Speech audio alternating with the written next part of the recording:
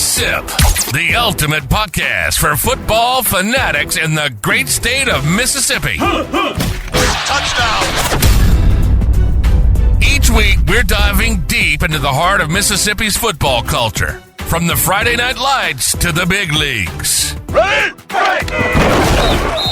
Join us as we bring you exclusive interviews with former players, legendary coaches, and passionate fans from communities across the Magnolia State. From jaw-dropping plays to unforgettable moments, we're here to celebrate everything that makes football in Mississippi special.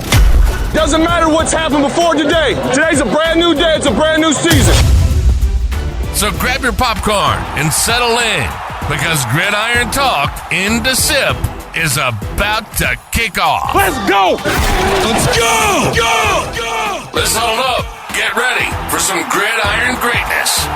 Stay tuned.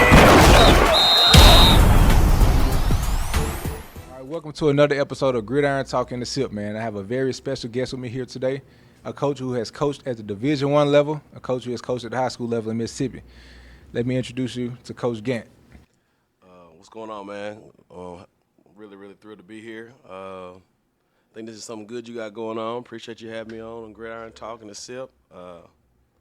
It's my first year coaching high school ball in the Sipp, but it's like my third year as far as football-wise, with prior being at Mississippi Valley and a couple years ago at Jackson State. But a lot of people don't know this. I play high school football in Mississippi in DeSoto County at DeSoto Central. I graduated there, first graduating class in 2006. Went on to play some junior college football at Northwest. So it's good that you're doing this, man. And a lot of people don't know, like, you know, I don't want to say it's a secret, but Mississippi got like a little mystique about it when it comes down to high school football, and it does have its good like little stories. So I'm just happy to be a part of one and share this with you. So what inspired you to be a coach from the start? From the start, man, I kind of was, to be honest with you, going to a new school like DeSoto Central, I kind of was coaching myself. Like, you know, we had some good coaches, but they weren't career coaches. Like, they were like starter coaches. Like my high school head coach, that's his first head coaching job. Or like my receiver coach in high school, it was his first job fresh out of high school. Like, he wasn't fresh out of college. He wasn't a receiver, like, by trade. He was a baseball guy. So a lot of stuff, you know, I always had like this, I don't know, tick to do it on my own, you know. And then to be honest with you, like, when I was a kid, you know, I used to read a lot, Sports Illustrated, like Sports Illustrated for kids and stuff like that. You know, you had the blank box and they have a play and you draw the play and stuff like that. So, or like, just got into it like that. Or you so you always been interested in coaching and stuff like the game of football. Yeah. But I was kind of like the same way with basketball, and basketball, I was good, I was athletic, but football kind of was like that was it. You know, that was kind of where like the love, the grind was. Okay. So, in that aspect. So you played football in high school for DeSoto Central? Yeah. For all 4 years? Yep. From 7th grade all the way through. Yeah. Like, so, like, and that was probably like advantages of learning too. Like, I'll never forget when I first like went to South Central. The coach there, like, they tried to put me like at O-line, like at guard, and I was like, nah, this ain't that. You know, Little League, I've carried the ball around. You know, like, I've caught the football. So one day, I think they put me at tight end. They gave me like a screen play, like, go right down the middle of the field, like, for them, like, good distance. And then he's like, okay, you're the tight end from here on out. And played that from 7th grade all the way to 12th grade. Like, but I played, you know, DN and some linebacker too, but tight end, like. That's your position right there, tight end. Yeah. Okay. So after you graduated, did you have a mindset already that you wanted to be a coach, or was in the situation like, I don't know what I want to do, I wanted to keep playing football, or what was your mindset after graduating high school? I think for me, it wasn't more so in the coaching realm. Like one of my favorite movies growing up was Jerry Maguire. So I kind of always wanted to work in sport, like, and I kind of wanted to do that, whether it be like the management or the agent thing or the GM thing. And I kind of just the coaching thing, I fell into it when I came back home, like into Memphis, like in like around 2011, 12, like started working at the YMCA in Whitehaven, and I started a flag football league there.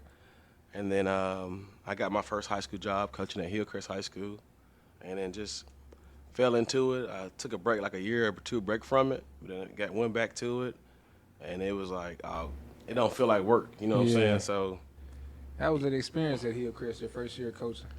oh man, You was in Memphis, so you know. yeah, how Memphis, was it? yeah, you know, ain't no saving in the Haven, man. Yeah. Like now I lived in the Whitehaven area, like Yeah. I lived literally behind the school, so Yeah. like that was my thing when I was early on. Having means, like you know, I didn't have the means to like just drive all the time, so like I just happened to know the guy who was the head coach there because he coached at DeSoto Central, and that was his first head job. Yeah, so shouts out to Coach Williams, man. Okay. Like he's a good dude. So gave my first job as a head coach on his staff at Hillcrest. So, but we had a rough bunch, you know, but we won some games and had some talent, but Okay. And had some street talent too. yeah, I already know, man. I know y'all had some talent. Y'all had a lot to deal with over there. Yeah. So after a year there, you took a break from coaching. Yeah, like a year or two, man. Like just trying to find out what I wanted to do. So I ended up getting into. I was finishing my 4-year degree at this time, so I already had I finished the associates. I was finishing a 4-year, working like 2-3 jobs, and then that's when I came into like the Hamilton, Coach Griffin, who gave me a job. He's known me forever since I was in high school. We played against Sheffield when he was in high school, so when he was the head coach at that high school, I mean. And so just trying to like build off of that. My second school I got to coach at was Hamilton with Coach Griffin, and I was working odd jobs, finishing school, and this is crazy. Like go from there to coaching at Cordova. And I would say when I got to Cordova High School, that's when I could see like coaching as a career, because that was like one of the first jobs, like 6A football. The guy I was working for at the time, which was like a year or two older than me, Anthony Jones, who's now at USC. Man, our offensive coordinator, shout out to him, Coach Carlos Laughlin. You know, he's the running back coach at Ohio State. Our D coordinator was Dominique Bowman, who's now the DB's coach at Southern Miss. Yeah. And then I was a safeties coach and helped with the receivers. And Y'all had a squad. Y'all had a staff there. yeah, man, really good coaches, really great coaches, especially to be in the inner city of Memphis like that. And just some really brilliant minds and some good guys. But then any coach will tell you, like, the players will make you the players. And we had them, like, by the bag full. Like, that was they did a great job of communicating with kids and connecting with kids. And, I mean, it was loaded, like, really talented guys. So I'm about to finish my 4-year. At the time, I finished it. And Coach Anthony Jones tells me I need to be a GA. And I'm like, so you want me to leave? I'm like, in my mind, I got this straight little job at the time at Sports Authority. So, like, I'm busting tail in there. I'm graduating from Memphis. I'm like, okay, I'm just going to be like a regional store manager for a Sports Authority. And I just coached some high school football on the side. And Anthony Jones was, like, kind of telling me, like, you need to go be a college GA. Another coach from MUS, also Coach Chubb, told me this as well, and they both gave me recommendations, along with one of my junior college coaches. And I applied to like 100 jobs, man, like crazy. To be a GA? To be a GA, yeah. And one school reached back out to me. That was Midwestern in Wichita Falls, Texas. And a lot of people don't know this about me when it comes to, like, that part of it. So when I was at Memphis, you know, if you've been to University of Memphis, they have the Tech Hub, like in the Union, where you can rent little study rooms and stuff. Like, I used to do my interviews in there, like, on the board, Skype at the time, with, like, real deal. And I did one Midwestern, and they wanted me to be the outside backers and rovers coach. And that's why I went to Texas in college football. Then went to like a year of that. I was a tight ends coach at Jackson State. Well, actually, in between there, tight ends coach at Tennessee State for like 5 months. That was my first Division I job, and then Jackson State came my first full-time job at the Division I level, coaching tight ends under Tony Hughes as the head coach. So like being around another good coach, legendary Mississippi coach like that, got to learn a lot, So Yeah, I was just talking to my brother today about being a GA. Head college, he played at Baylor, but one of his coaches, coaching, I think at Florida or Florida State or something like that, and he was thinking about being a GA. I was like, man, I think it'll be very beneficial to be a GA if you can get that opportunity at a high level. Yeah. So how beneficial do you think it was becoming a GA at Midwestern?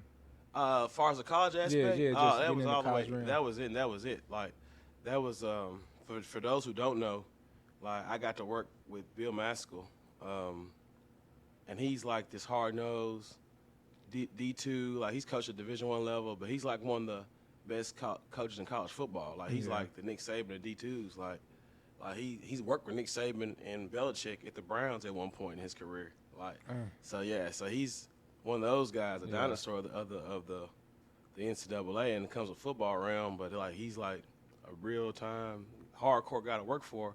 But he'll show you if you really love it, like if you want to coach college football. So when you left Midwestern, you went to Jackson State? Tennessee State. Tennessee State. Oh, you went to TSU first? Yeah. And then you went to Jackson State. Yeah. So funny story.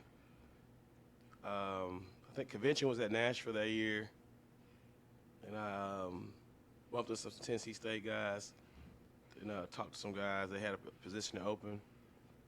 Get the job there, and a guy from Jackson State. I'm at the Memphis camp, so I got a job at TSU. I'm working the Memphis mega camp at the time. Guy from Jackson State, talked to him. He's like, "Well, I got a full-time job for you, paying you," and I just leaned on other guys. They like, "Man, you get your full-time job. That's big on your resume." Yeah. Truth be told, like, that is something that you need to be like have some. That's when a mentor comes into play. Like, I ain't saying it was a bad opportunity or nothing like that, but you like have to weigh the pros and cons with everything. So going there, learning underneath Coach Hughes was a good experience, but not knowing that he got pressure to win, you know what I'm saying? So, when I was at State, man, that was probably my favorite coach at Mississippi State, Coach Hughes. He was over a lot of special team stuff when he was down there. He did, defense too, but man, he was one of the reasons that helped me get on the travel team, get me on all the special teams, man. I love Coach Hughes, man. Yeah. And I know Jay, I'm supposed to get him on the podcast too, so Jay Hughes. So Coach Hughes, man, he's is a like good a guy. legend in Mississippi. A lot of people, if you don't know, like, Coach Hughes is like, man, he's that guy. Like, yeah, he was that guy at Mississippi. He was that guy at State. Yeah. Man, I was like, So that was, even with like working for him, man, he'll tell you like I did a great job for him. You just have to learn like the layout of college football, like the process of, like you got to win now. Like that's big, you know what I'm saying? It'll Pressure get is you out of real. there. Like that was my first experience in college football with that. I went from a D2 program where we already was winning, but we working, we grinding, but we winning. But we got at a D2 school, I got better facilities there than Jackson State has at a Division I school. Yeah. Like that was the learning experience in that aspect of college football. That was around 2017 or something like that. Like Midwestern, we had 3 practice turf fields. God, Yeah. I heard Midway. I know. Yeah, I the know Dallas about it, Cowboys used their facilities for, at one point before they went to Oxnard, they using their facilities for training camp. So, Oh yeah, so locker room looked like Florida State. I know they're probably a lot better than how Jackson State was. But that whole conference was like that. the swag. Like the Lone Star, the D2 conference in Texas. So when I was a GA in that conference, you had Tarleton State. Yeah. They moved up to D1. Texas A&M Commerce, there was our rival. They moved up D1. Abilene Christian, they moved up when D1. Like, it's one more in there. I'm trying to think of. Yeah, I could tell they had some good facilities just by watching the games. Yeah. You can see how it feels and everything looks. Yeah. So you was at TSU, then you went to Jackson State. You was there for 1 year. Yeah, one season. Yeah. Was Hughes there only for 1 year too? I think? No, Or so two? so that's the thing. Like I got there his second year. By the time, I want to say he was there at 3. I don't know. I got there his second year. We were going into his second year, and then he brought Hal Mummy in, and so Hal Mummy didn't want to keep me. He wanted to bring in his own guys, and that's why I said you have to learn like Yeah. But when you learn like that, that's the business then. Yeah, So that's how it goes. So didn't know exactly what to do then. I was like, because I was only like 2 years into college football, so never been a coordinator. So that's why I had a chance to be a coordinator, and I have a good friend in the city of Memphis who's a head coach now, Gene Robinson. He was at Fairleigh, so he let me. The situation is crazy. At Jackson State, I offered one of his kids, and I always had worked Gene's camp with him, and he had this one kid at the time at Fairleigh, big old tackle that was like 6'7", 6'8", like kids. Can windmill a basketball, like freak athlete. So things didn't go through with him coming to Jackson State because the kid didn't do what he needed to do on his part. And he actually had a coordinator leave, and he was like, hey, you want to be my OC? And that's how I got my first coordinator job at Fairleigh. And we had some talent there, a lot of talent. We tore it up, I didn't know he coached at Fairleigh, Coach Gene. I know he's at Germantown right now, right? Yeah, I know he's doing really good out there. Yeah, I was his OC at Germantown in 22. Yeah. So you left when you left Jackson State, what was your next thought of what you wanted to do? My next thought, I still wanted to coach. Coach high school? To me, high school, college, it doesn't matter. Like, can you develop people? Like, that's ultimately in coaching. Like, when it comes to football, you got to develop a lot of people fast. Like, or get it communicated, and you got to deliver your message and your vision. So, a chance of being able to call plays on my own, that's obviously like, shoot. Yeah, that's a lot. That's that I'm doing. This ain't no private school I'm at. I'm going to Old Fairleigh. Yeah. Well, they got it's a little rough bunch, but a part of me enjoys that part. Yeah. So, is it a certain one you like coaching better, college or high school? Because high school, I don't know how Memphis works, but you have to teach school, right? In high school, yeah. Teach, but college you don't have to worry about doing any teaching. Depends. Like if you're at a small school, you have a master's. They'll let you teach. Like, okay. Yeah, to make extra amount of money. Yeah. I think the hard part for a lot of it is like I'd go coach at like a big school right now, but they're gonna be like either want you to volunteer or they're not gonna pay you as much. Yeah. And being a grown man, you got to take care of your business. So, it's the sacrificing in that part aspect of it, Even with me now being at Lake Cormorant, my salary is like twice what it was at Valley. Like at that's D1 crazy. School. Yeah. So what? What led you to coming back to Mississippi to coach from? So, what made you go to? What happened? How did the Valley job come about anyway from the start? Well, they hired Coach Wade, and Coach Wade, I was on his first staff, and he gave me a wonderful opportunity to come there and get back into college. I had a good year at Fairwear as the OC. And he was at Fairwear? Coach Woodrow Lowe was at Fairwear, and he allowed me to call plays there, and we had a really good year. And Coach Wade, I always me and him always talked over the years, and he never once said when I was going to get this job, I'm gonna hire you.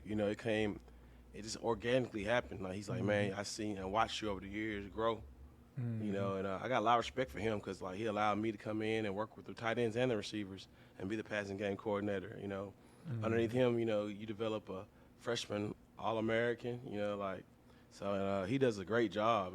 Just being there for his guys. So this is really a growth experience. Now, did we have everything we need for us to win there? No, but I feel like he maximized what he had for what he had, and they ultimately moved on too. He had to make a decision and go some different ways my first year, and then the second year, he's not there. So it's the business part of it. Yeah. That's what's hard at I would say not to get into the PWI HBCU thing. I worked at two of them in the state of Mississippi, and it came down like money. You feel me? Yeah, I understand that.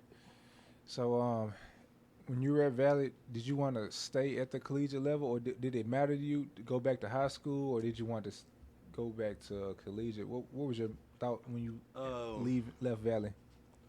I want to always be able to coach at a high level no matter where I'm at. So if I could have had an opportunity that was good enough for me to stay in college, I would have took it. But it was another opportunity for me to call plays.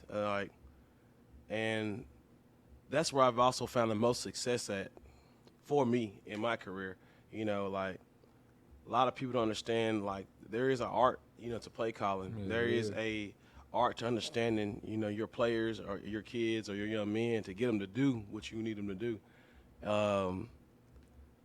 And you have to work at the craft. Like, it ain't just you just get the ball to him, y'all block him, and it's going to work. Like, you got to happen – it's got to go in an instant. It's got to coordinate and correlate, and people got to believe in each other and push each other. Like, it's a beautiful thing when it works. But, like, also when it don't work, it's on you. Yeah. So you have to be willing to take that challenge and accept that. And that's something I've never ran from. So, like, that's where I think high school or college, it don't matter. Like, for me, like, where is the push at? Like, where is the – and you got to be uncomfortable being uncomfortable. Like, you got to get comfortable being uncomfortable. Like, where can I get the best version of myself at? So, like, do I think I'll end up back in college? Possibly. Does it have to be right now? No, not right now, because I really enjoy, like, where I'm at Lake Cormorant. Like, I got a good group of kids. Like, also, they give me, like, again, they're a different little bunch too. Like, you know what I'm saying? Like, like they're quote unquote the rougher kids. So, like, I like taking those jobs and being able to deliver more than just say, hey, let's go here. Where it's all ready to. Yeah, because I've been on that side of it too, like, with some opportunities, and it's just like, it's fun, you know, but I don't know. With Lake Cormorant, I see more of me in them, and they need me more. So that's also like with the college thing, like, you know, you get to coach at some lower level schools, like where can I make an impact? Like you know, an opportunity. Like, I can make it out anywhere. Well, you also learn you can only make it so far if you don't have resources. You feel me? So. Yeah. So what would you say the biggest difference is in coaching high school and coaching college football? You get to pick your players. Yeah. Like, that's the biggest difference. Yeah. And if you let me pick every one of my players, I'm gonna smash you. Like, I'm just being real. Like, if I had the resources and had my own team, and anybody who knows me will tell you, like, he ain't gonna miss on picking kids like that. Like anybody. You guys, any coach from Mississippi to Tennessee around here, Coach Gant, Amir Gant, know how to pick some players. Yeah. So when you're at the collegiate level and you recruiting, I know a lot of schools, they have certain coaches recruit certain areas. Yeah. So when you were at Valley, do they put those kind of restrictions on you, like you only going to recruit this part of the country, or can you kind of just pick? It just depends. Like, so my theory, and we kind of had this theory at Valley and other places we've been. It's all based on your resources now. Like, if you don't have the resources to fly and travel and get to where you need to get to, you need to work that 3 to 6 hour radius. You know, the reason why I was brought to Valley, I was the West Tennessee, North Mississippi guy. Like, when I worked at Valley, I hit every school in Memphis. Like, no one could tell you, like, they didn't see me when I was at Valley.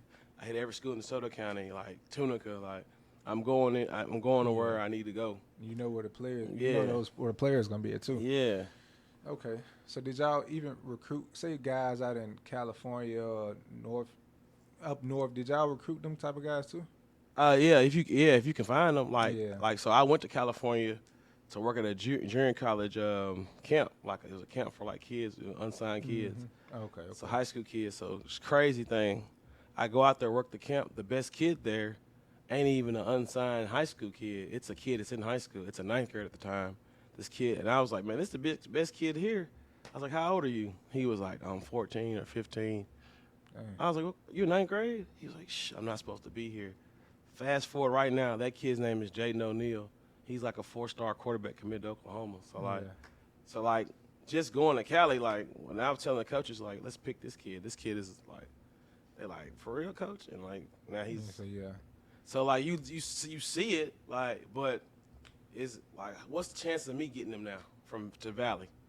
A kid from California who I see is like crazy, and I offered the kid as a 9th grader, but like, get him to Valley. Like, what's the coach? You know, Oklahoma's flying him in.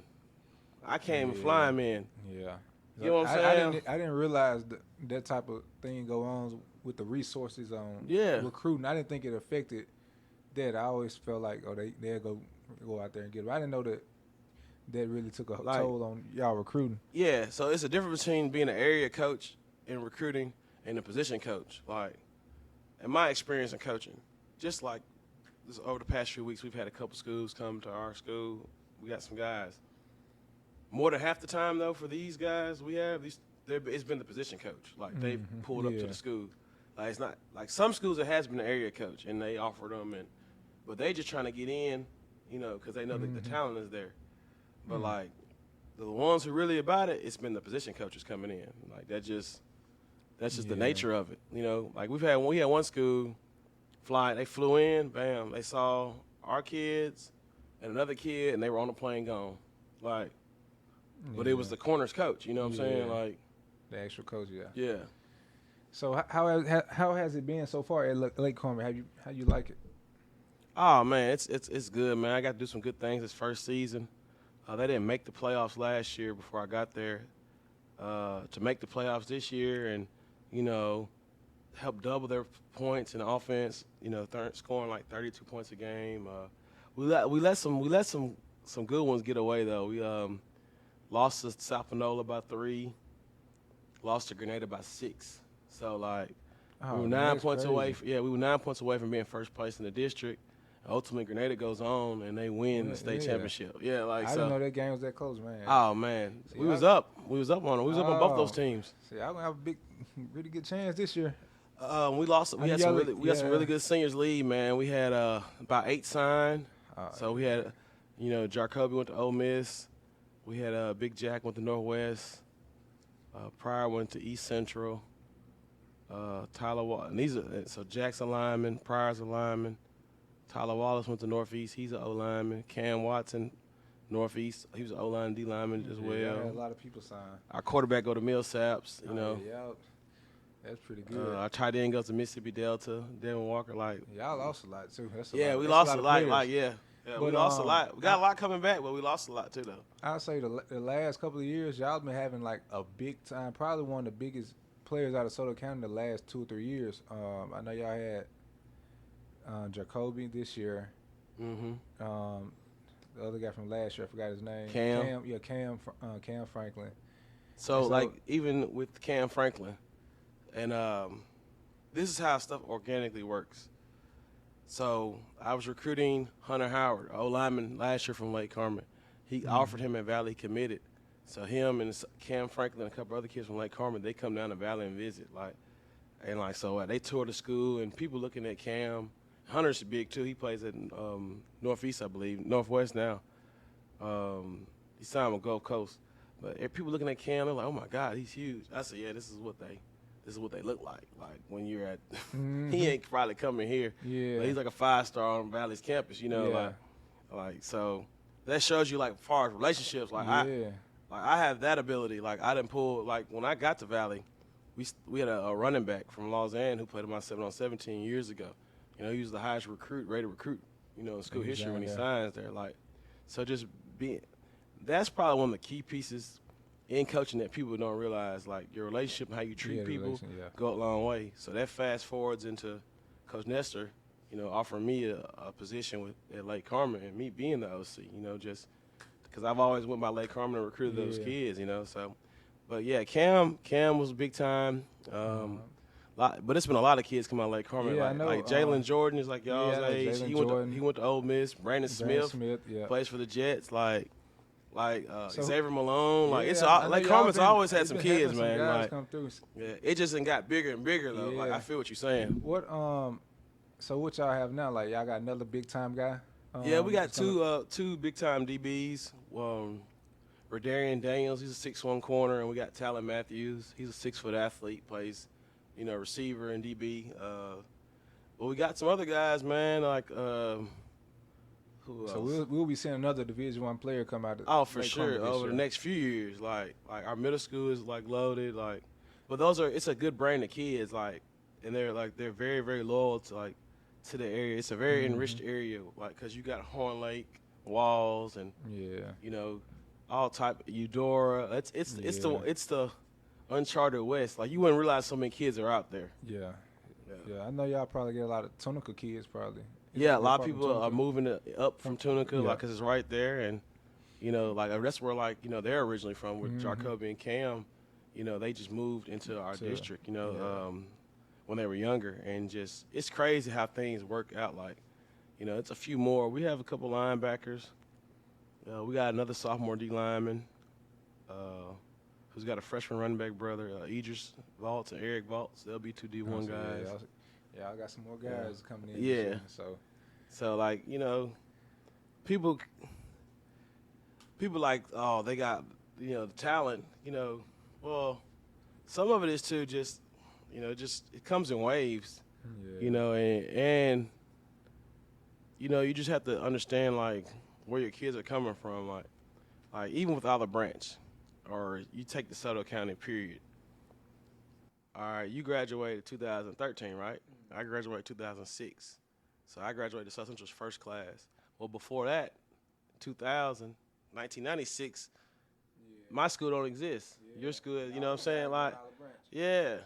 So, like, they went from 4 schools to 8 schools. Yeah, split it all up. So, yeah, so, like, it's pocketed. You know what I'm saying? It's true.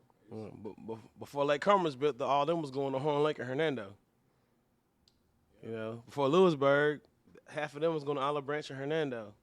So it's a different little vibe. Yeah, just imagine if they didn't split it up, man. That's what I mean, the state of Mississippi, I don't think they would, like, want that. The DeSoto County always got a school in the state championship, you know. That's probably what in something. Yeah. In something, yeah. It would have been happening, like. So a lot of these schools, I feel like, like, I know Starkville, it's a pretty big area. It's only one high school, I think, in Starkville. Yeah, you got the Starkvilles and the Tupelos. Yeah, like, you got those schools. But I mean, the South Central's a big school. South Haven's a big school. They're two of the largest schools in the state, and they're in the same quote unquote city limits. Yeah, they are. It's crazy. It's like Lewisburg getting so big. I think they're 7A now. Yeah, all 3 of them are 7A. So Lewisburg, Horn Lake, South Haven, DeSoto Central, they're all 7A. They're right in the same area. Yeah, Hernando, that's 7A. What's some advice you would give to high school players right now on recruiting? Right now, man, it's just a lot has changed with the recruiting, with high school, with the portal and all that. But the advice I would give to kids is, like, no school is too small, because you can move up now and move down, and just be willing to camp. You have to communicate, you know what I'm saying? And then you really have to consider, where do I need to go? Like you were fortunate enough SEC. Every kid ain't gonna be SEC, like, and that's the reality, like, that some people do not want to face, you know. Yeah. But there's nothing wrong. You can't go SEC. All right, let's go down. Like, let's go Tri-C Conference USA. If not, let's go OVC or SWAC, or, you know what I'm saying, or like, some people don't. It's either it's Bama or a bust. Like, it shouldn't be like that, you know. Like, everybody gonna go Power 5 and stay on top of your school too. Like some people don't understand that. Like, that was my struggles early on. Like, when leaving high school, going to college, junior college. Like, you gotta stay on top of your schoolwork. Like, not that I was like a D's and F guy, but them C's only gonna get you so far. Yeah. Like, you need to have what separates. If I'm 6'2", 220, and I got all C's, and he's 6'2", 220, he's got A's and B's, and we both run 4.5, 4.6, and, like, he easier to get than me. Like, it's like the best ability is availability. Like, understanding that part of it. Yeah. It is measurables based. Like, people don't understand that. Like, do college kid, like, people want certain guys at certain heights and certain sizes. Like, that's just part of the game. Like, yeah, that's true. Like, they don't want a 5'9", 5'10" quarterback. A lot of schools just don't want that. And, you know. And that's not saying those guys can't play. And some of them might but be it's harder better, for you to play if your whole line is 6'7". Yeah, exactly. So, like, a lot of guys don't. That's why I say, like, man, it's tough to play quarterback at that Power 5 level, especially when you're not tall enough. You know, because it ain't really. It's because of the skill set, but it's more so because of the measurables. Like, the measure. Yeah. Like, you gotta be that much more special, smaller, just because of the situation you're gonna be put in. Like, you gotta be like a you're Kyler 5'10", you drop back. Everybody's 6'6", and they raise up. You're like, oh. Can't see nothing. Yeah. Well, in high school, everybody was 6'2", 6'3". Yeah, you can see. So you can see a little more. You can do a little more. Like, your reaction is going to be like, shoot. Exactly. So what is your thoughts about the new JUCO rule that those years don't count against you? Man, it's for crazy. high school players. I went to JUCO, so like that's crazy. I don't think it's bad, but I don't think it's good either. Like it's got to be a cutoff. Like yeah. Because they can go do, I guess, 3 years maybe at JUCO, and then they'll go to D1, and they can do 4 or 5 years. Yeah, so you want me people 25, 26? Yeah, 26, like, and you in, yeah. Like, if that's the case, like, that's hurting D2. Like, D2 was a 10-semester rule. So, like, I mean, when I was 26 as a D2 GA, I was coaching a guy at 25, 24. So, like, that's, like, the familiarity with it. Like, with me, like, it's there, but, like, at the same time, that's a line. That's a line, you know what I'm saying? Like, do you think, but with that rule, do you think you're going to start seeing way more high school kids go JUCO instead of possibly? Because I've noticed that a lot of Division I schools, instead of going to recruit these high school kids, they going in the portal. Yeah. So you would too, though. Yeah, I would. But the thing is, so don't you think that probably would hurt? Or I say the portal maybe hurting high school kids, right? Oh, for sure. It's hurting high school kids, but which ones?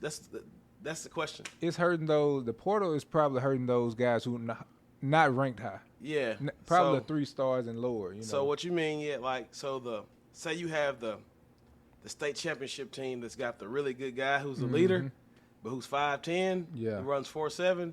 Yeah, they're going to recruit a guy in the portal over him. He might be a bona fide player though. Yeah, but a kid like him probably going to go to junior college. He already been winning. All right, he gets faster, bigger, stronger, faster, and then he's going to end up somewhere else. Like, and it does, the portal does help hurt high school kids because it's like, if you're a college coach, you know, you play the wide out, all right? You going to go get a high school wide out, or you going to get a wide out from the team you just played? I'm going to go get somebody in the portal. Yeah. Like, yeah, because they've been they experience and, you know, they played at the collegiate level, and, you know, even if they didn't play, they was on the team, and, you know, I'd probably go to the portal. This is my advice to high school kids, all right? When you went to college, what was the biggest time for adjustment? Probably the first 6 months, right? Just the acclimation period of getting up, workouts, class, all right? For high school kids, going back to the grades thing, if you have it to go to those schools, do your best to try to graduate in December. Now you close the gap on that acclimation period. Like, you feel me? Like, you graduate in December, I enroll in school in January, which that's what the kids at Lake Cormorant have done the past 3 or 4 of them. You go there January, February, March, April, you going through spring ball and all that. So now when you go in the summer, it's not this big, wide open deal when you go, you know what I'm saying, go to college. Like, you're more used to it. Yeah. And you get a chance to actually, like, give yourself a chance to play more. Yeah. Now when fall camp come around, you used to it. Yeah. Man, you come out of high school, that first fall camp in college, I don't care what level you are, NAIA, junior college, D2, D1, your head is spinning. Especially if you just got there in the summer, like most people do. Yeah, like, camp that's probably the hardest part of college football. Yeah. The camp. Probably maybe it's only gonna last maybe 2, maybe 3 weeks. Yeah. But that's probably the toughest part. Well, now it's changed. When I was coming to high school in the early, like I said, 2006, we still were doing like 2-a-days, like. And then by the time I got out, it wasn't so much the 2-a-days. It was like a meeting, then a practice, or a walkthrough, then a practice. And then by the time I coached in college, it was just like, we're just going to practice at this time. Then the other time it's supposed to be a meeting or a walkthrough. When I was at State, man, we had some tough coaches, we had Coach Mullen, but we had our strength coaches was the ones we had to worry about, man. We had Coach Bayless and Coach Court.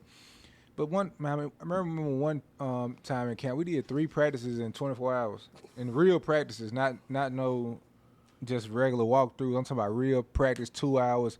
When we practice on the farm. Yeah. So no sun, no trees to block the sun or nothing. Just, man, it was tough. But they didn't lighten up now down there, so it's not as bad. But they have back when I was down, like around the 2013 time, man, it was rough. You also were at a program that was like at the height. You feel me? Yeah. Like, I think what y'all get up to, like number 2 in the country. Man, after that, in 2014 we was number 1. Yeah, we was number 1 for like 5, 6 weeks. Number 1 in the country, and their work paid off though. I mean, we but think about grinded, that, crazy grind. Like Man, the stuff we were doing, it was worth it. But the stuff we were doing, I was telling my cousin, I was like, man, I don't think no other school was going through what we went through at Mississippi State in 2013 when I was out there, because the workouts we were doing, I'm talking about we had a steep hill, like probably like steep, carrying our teammates on our back this way, then backpedaling with our teammate on our back and crawling on. It's 20 degrees outside. We crawling on. Yeah, I'm telling you. On the ground on our elbow. Like we did like Navy SEALs workouts. Nothing football related. Just real straight man, mental. It was work. mental. It was. I'm talking about like sitting on the wall and stuff you see on TikTok and all that stuff. Like coaches stepping on you. Like it was a lot of stuff, man. But at the same time, though, how many guys like that you play with on that team, like outside of football, like have something they're successful at? Man, like, a lot of them, because they ain't gonna quit. Like, exactly. We have a lot of guys like doing big things. We have a lot of guys that went to the NFL that was on that number one team. Like them guys like Chris Jones, he was on the team. We had probably Jeffrey Simmons was on the team. We had a lot of defensive guys, man, that really was. They went to the league and did really good. That was on that team. Well, even Mike, so right there, what you said, those two names. Those are in-state guys, like those. Yeah. So like, and I think that's there's a kind of like a, I don't know, like you asked me earlier from Mississippi to Tennessee, like there's kind of more of a beauty in that to me with Mississippi. Like you get it's a lot of in-state prospects who just stay 2 hours from the crib. Man, like a lot of our best players were from Mississippi. Like Willie Gay, he's doing big things in the NFL now. We had JT Gray, Pro Bowler. Yeah. Like Chris Jones. We had a punter, Logan Cook. He's a punter for the Jaguars. He was a Pro Bowler. He was on the team. He's from Mississippi. And, man, Jonathan Abrams. Yeah. Man, we had so many guys that was from Mississippi on that team that was a big role. Bernard McKinney from Tunica, B-Mac. I think he was on that team too. So, Mississippi has a lot of talent. And all them guys are doing really good in the NFL. So, that's what I be saying. Like, man, a lot of I don't understand why a lot of the a lot of schools just won't recruit a lot of these Mississippi guys. You know, some of these. Man, I was going to ask these you guys a can question play for you, like, as far as the difference between recruiting, because you said something about like, or you kind of hit on it, like Memphis versus like DeSoto or Mississippi or Tennessee. All right, Memphis got an airport, so it's easier as a college coach. If you're at this school, you can just fly in and go see who you need to see and get out. Yeah. Like, in the state of Mississippi, I'm either going to fly into Memphis and drive down, or I'm going to fly in Jackson and drive around. You know what I'm saying? Yeah. So it's their recruiting aspect, Yeah, so, like, but there's a lot of coaches, like, who are from Mississippi coaching college. Like, a few guys I know, like, every team's going to have a guy or two from Mississippi, but it's just not a large influx. Like, there's not, like, as many. Like, me and you can go drive to Dallas. We can go to Dallas, Texas, and we can go get 20 guys, you know. Like, those same 20 guys are in the state of Mississippi. We would have to drive from DeSoto to Tupelo to West Point to Jackson to Starkville. Like, the mileage itself, you know what I'm saying, is crazy. Like, same thing with Memphis. Like, Memphis has a lot of great players, like great athletes, but they're right there in Memphis. You can just get them. Like, you know, but West Tennessee is an hour, hour, 2 hours. Nashville, 3 hours. Knoxville is 6 hours, 7 hours. But that's what's crazy to me. Like Tennessee can sign a kid from Memphis, and he's a great in-state recruit, you know. And you be like, he really ain't. Yeah, like, so, like, being in-state, like, what does that really mean? Like, if I'm from Memphis and I go to Tennessee, am I really in-state? That's like 6, 7 hours. You can go to 4 other SEC schools within that amount of time. And I'm not knocking Tennessee or nothing. I'm just saying that there's a difference. Like a Mississippi kid don't have that. Like, if he's from DeSoto and Ole Miss ain't nothing but an hour from the house, Mississippi State ain't nothing but 2.5 hours from the house. You know what I'm saying? You can just turn it off.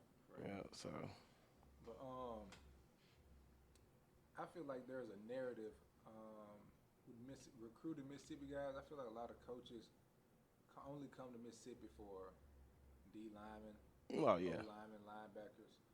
And, like, if you want quarterbacks, receivers, and stuff like that, I feel like they're going to go to another state, maybe Cali or maybe even Texas or something like that.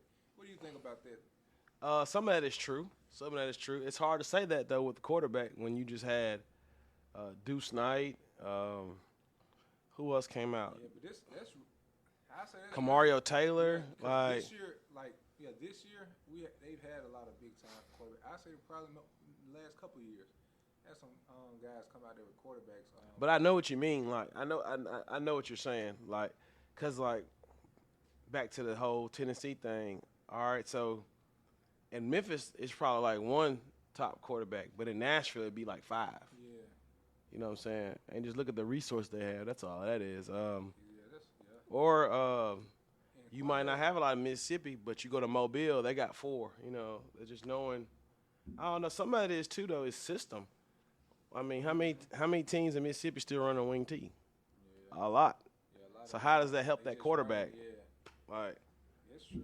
Yeah, I mean, how many? It's really a lot of downhill running football. Yeah. Tough football. So you're gonna have better O linemen, down blocking O linemen, pulling O linemen. You're gonna have some big D linemen that can stop it. Like quarterback 9 times out of 10 is gonna be a runner too. Yeah. So yeah. It is true. And a lot of schools are not gonna throw that much either. Or if they are a quarterback from Mississippi, they're just this big, like man, like who was it? So when I was real young, Jason Campbell, like he was like, I think this is like early 2000s. So like, yeah, he was the first like Mississippi quarterback you seen. Like as far as for me, like he was on like Sports Illustrated, or not Sports Illustrated. He was on like this big recruiting magazine, and he ended up going to Auburn. You know, like he was a big time recruit. He's from a small town called like Taylorsville, so he works at Auburn now. But like Jason Campbell was like 6'5", like 235, like yeah. Well, he was like Cam. He wasn't like Cam Newton, but he was a big stature guy like that, you know. So like you said, just they don't have a lot of them because they're also too like because they're spread out too. Like they're always just gonna have the D linemen in Mississippi. That's where people gonna go get them. O linemen. I think that the thing when you were saying too, and I think you're kind of hitting around it. Coaches. They be wondering if kids are gonna leave Mississippi, like leave home, like because I've had college coaches I know, like, you know, a kid will leave home, like he'll miss home, get homesick, you know, so that's also tough for kids out of the state. Yeah. As far as coaching, what coaches do you think had a big impact on your coaching career? And you as a person. Separate or together, like coaching and in person? Yeah. Oh, man. I mean, all of them have some type of impact on me because they give you an opportunity in the job. But the biggest, I don't want to say like they're all either big or smaller. Like, I think they're all just like pivot points. Like, one is like Coach Williams giving me my first job and coaching in Hillcrest in the inner city. Coach Jones, Anthony Jones, you know, like when I came in with him, he said, like, I did it a certain way. Like, you know, I come in there with button down, tie, and this is like in a little assistant position. Like, he like, you know, you serious about it? I got like a little binder. I'm serious about it. And he was just like more directional, like how he's like, man, you need to be doing this. So, but I always had known Coach John. When I was coaching at Hillcrest, he had just became a head coach at Westwood at like 23. So just staying in contact. People to talk to, like, as far as better person, like Maurice Harris, like that's somebody who is, you know, if I needed advice, I could text him, lean on.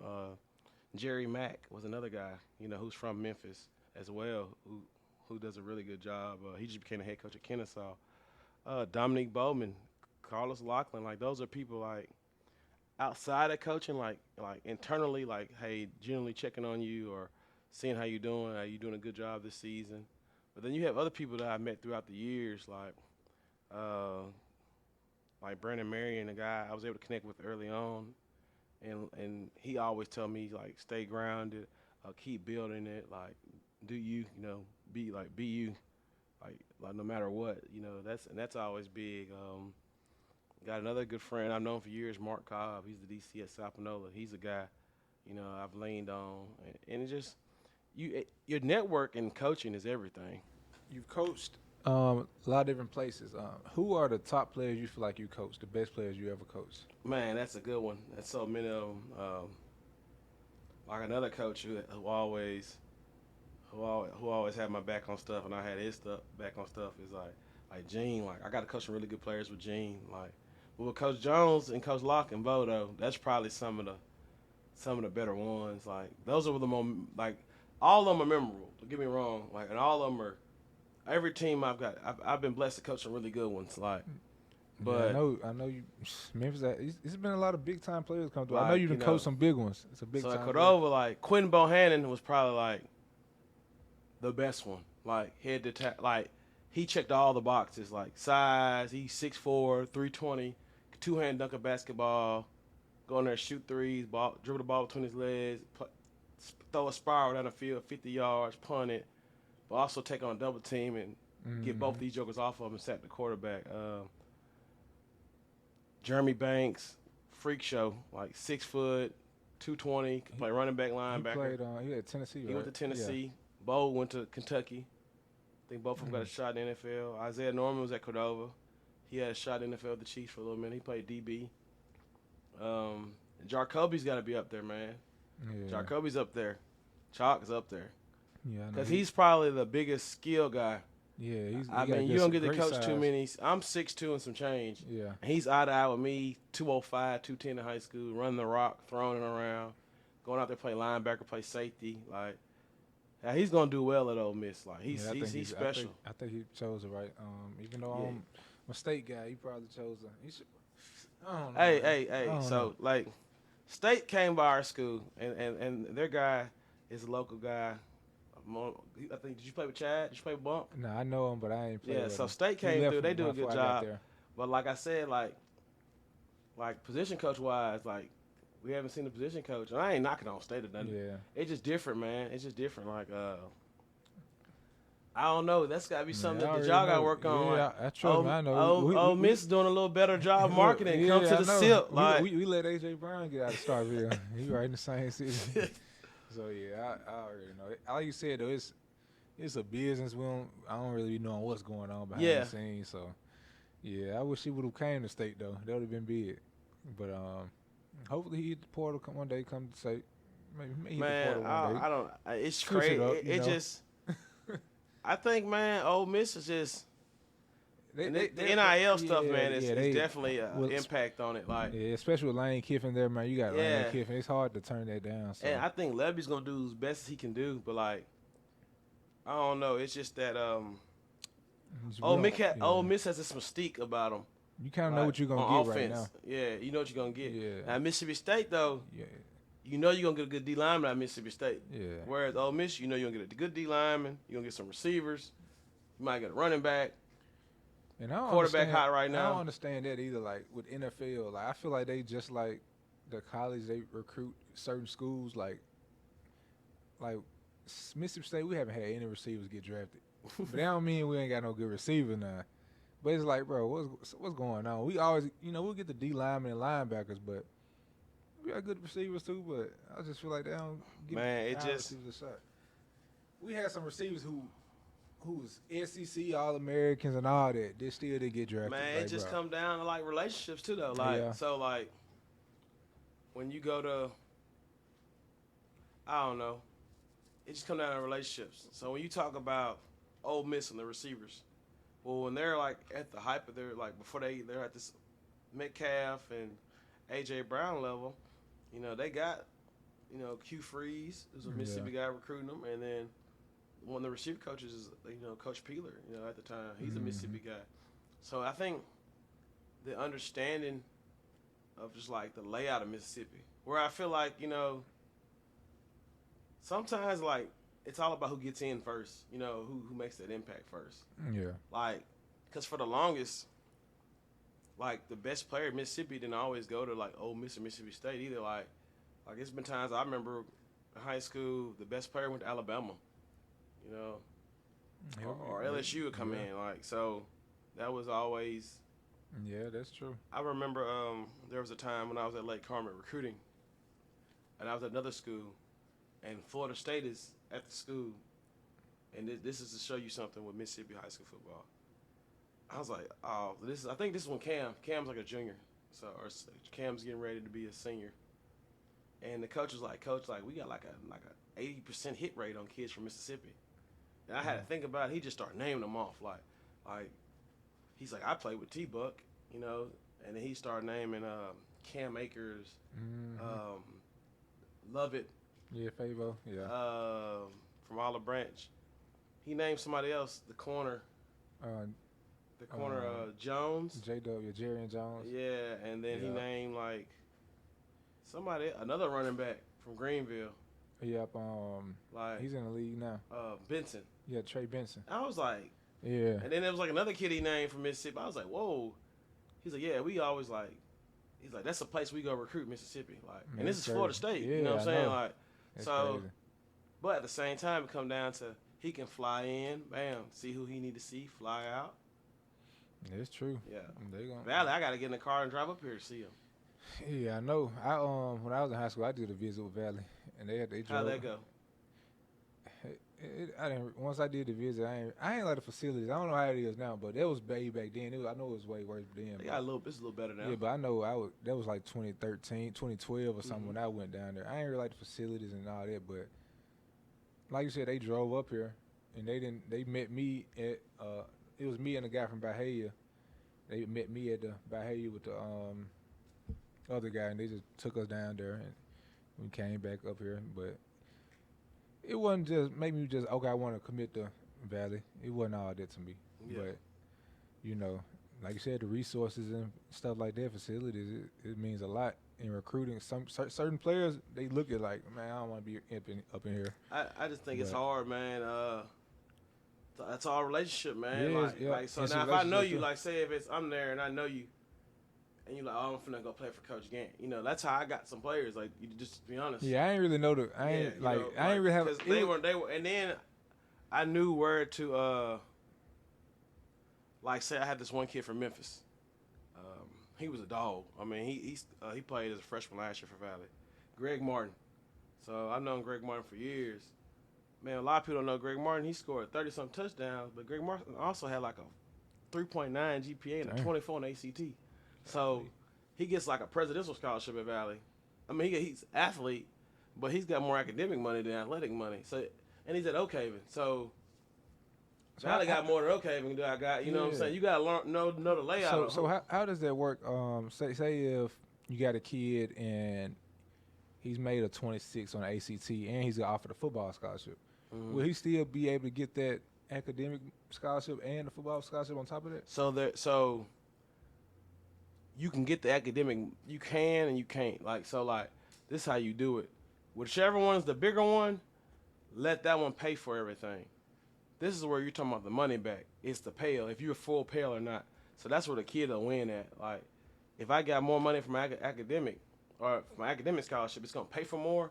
I can get a better dorm, a better meal plan, and all that. Let that take care of that, and just get the money back in your pocket from your pale. Like, don't let it hit your pale. You know, whereas your athletics is gonna go against the pale a little bit. They'll knock up your athletic, but you're losing some of your pale. So what if you didn't get the pale? You have to do whichever one's gonna take the most. Okay. Yeah. Cool. Yeah. And you might not get no money back. You know, that's the thing. Yeah. So whichever one's gonna put the most money in your pocket. That's. Yeah. You think people care if it's athletic or academic? Like at this point, they care about zero balance. That's why I tell the parents. Like, you feel me? Yeah. So we got the Super Bowl today. Who you got for the Super Bowl? That's tough, man. That's tough. I like the Eagles, to be honest with you. Yeah, I usually try to go for the guys who got the most Mississippi guys on the team. But it's probably Mississippi. How many Mississippi got in this game? Okay, with the Eagles, I know we got Darius Slay. Is he from Mississippi? Yeah. I didn't know that. He's from Mississippi. I think he's from Mississippi. I know he went to state. I think he's from Mississippi too. Yeah. So Darius Slay. Dang, he from Mississippi for real? I ain't know AJ that. Brown. Yeah. N'Kobe Dean. Horn Lake, yeah. N'Kobe Dean. Or from Tunica. Yeah. Horn Lake. The receiver guy, I think he's from Mississippi. What's his name? The running back maybe for the Eagles. Gainwell. Gainwell. Is he from Mississippi? Yeah. So when I was at Jackson State, I went by Yazoo County. He was already committed to Memphis, but Gainwell. So that's probably. He went to state. They went to the state championship. He was a dog, man. He was a dog. Yeah. And he's a backup running back, right? Yeah. Yeah. So of course. He got about 4 or 5 years. Because the Eagles got Saquon. Yeah, you got. They got the right one.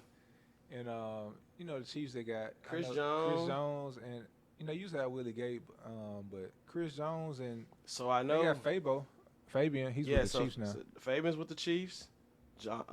Brownlee from West Point's with the yeah, Chiefs. for real. Yeah. I used to watch him play in high school. I'm like, man, he wasn't that big of a recruit, but Yeah, that's the crazy thing. yeah, Like I Mississippi. watched him play. I'm like, man, this dude is Dude, balling. I saw him when I was at Jackson State. He was coming to high school. He was a dude. Like I watched him play Yeah. Olive Branch, and he just like killed it. Yeah, And I just, but you know, at the same time, West Point is a great program, dominant program in Mississippi. they Like, just ran it a lot too. yeah, they're gonna line up a wildcat running right at Yeah, you they and gonna try run to it. stop it. But when they did throw it, he caught it. Yeah, I can that's say what I'm saying. And it's either a post or a go, and he did his thing. Yeah. But yeah, that's just crazy. So I may go with the Eagles today. I'm gonna go with the Eagles. I like the Eagles defense, I man. yeah, that's what I said. But it's just hard to. Them Bet Chiefs, against the Mahomes. Chiefs, Mahomes, he's a beast, and the Chiefs always gonna have they got a really good coach, Coach Andy Reid, but Yeah. it's gonna be hard to beat them. I know I think it's gonna be a close game. It's gonna come down a little bit of this, man. It's gonna come down to Saquon running it and Spagnuolo blitzing. And if he blitzes wrong and Saquon gets in the If he break out, if he have a big game, they'll win. But the Eagles DBs like Quentin Mitchell, Cooper DeJean, and Blankenship and Darius Slay, like they've been playing good. But like you said, like Andy Reid does a good job of just like you said, it's an art calling them plays. I think he's the one who called the plays, but it's an art. But look at the matchups he's got. I mean, the receivers are all right. So you got Kelsey, Xavier Worthy, Juju Smith-Schuster, DeAndre Hopkins, Marquise Brown. Yeah, Like, I ain't even think so about it. They do got some. all of them can win on one-on-one, and Yeah. it's just with them young DBs, like they got to win their one-on-one, you know. So it's gonna be interesting. Yeah, I'm ready to see who. It's hard to bet against Pat Mahomes. It though, ain't is, man. All right, as we wrap up, anything, any advice you want to give to the players out there, or on this upcoming season, on what they should be doing? Man, outworking everybody, man. I mean, the hardest thing about all this, man, like it's with football and athletics and sports, like it's all grind, no guarantees. Like, like you genuinely have to love it, and as things go your way, you have to be prepared for an opportunity. You know, like you have to be ready to strike. And I think a lot of with the day and age we are now with social media, like people show one thing, and they show you what they want to show you. You know, like kids understand like you really have to put in the work and the time. Like now, with that being said, it does require resource. So now you have a lot more resources for kids, whether it be the internet, training videos, training facilities, training groups, or whatever, 7-on-7 teams, or you know, exposure camps.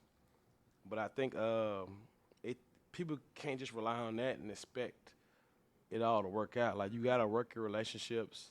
You have to stay, like I said, stay on top of communication. You have to stay consistent with a lot of things. And it's still no guarantee. Like, you can want it, you can be right there. You can slip and fall, bam. And it's, what do you have? So it's kind of like, you have to be ready for that part too. Like, the ball eventually going to go flat. But as long as it's got air in it, you play till you can't play no more. Like, and I think with the NIL, with the money thing, that kind of gets like blinded for some kids. They like, I'm trying to get NIL deal. Well, you need to be trying to play this game because you love it. Like, because the money gonna come. Like, because the one minute you start taking the money, you also taking expectations. And I be telling kids, like, with big expectations, you know, like, you gonna have to deliver. Like, and I think that's the part of it that's hurting these kids. You gotta deliver. Yeah. Like, they get mad when people they don't play good, and now the people talk about them on social media. Well, for one, you got to be able to block that out, but at the same time, you asked for that when you wanted 6 figures to come here and play. Like, like that's part of what pros have to deal with. So you want to get treated like a pro, you need to act like a pro, you know. So you lose some innocence, and love, and that. It's not. I feel like it's not the same like it used to be. Nah. They just trying to get that check.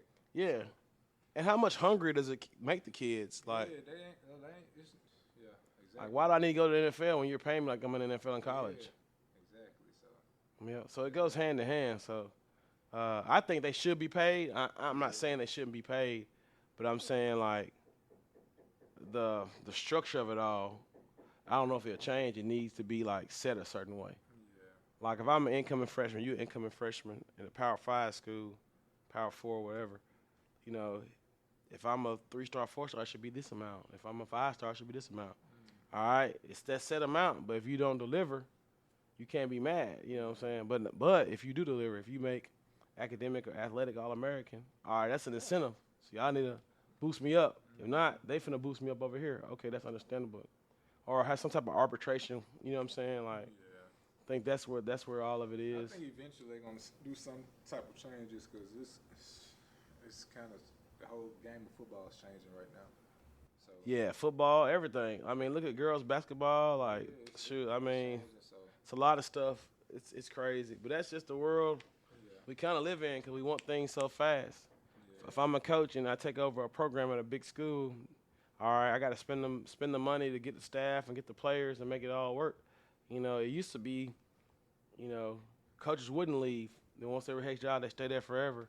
Then it cut down to like, you know, 15 to 12 years. Now it's like 5 years, 3, 4 years. It's like I ain't saying like no one to be Nick Saban. You feel me? Yeah. But like, how many more people you gonna see like that be at a school for 16, 17 years anymore? With this because of the expectation and with the money that's being poured into it, like. It's probably ain't gonna happen like that. Like, might not ever be another Nick Saban staying at school that long. Yes, I ain't talking about the winning. I'm just saying the longevity. Yeah. And, you know, Like when we talk about longevity in sports now, like look at like Tom Brady played a long time. LeBron James, I don't know what he's doing. He's played basketball for 20 years. The longevity of it, like the day and age in athletics is changing from that. You know, like it's hopefully everything gets better though.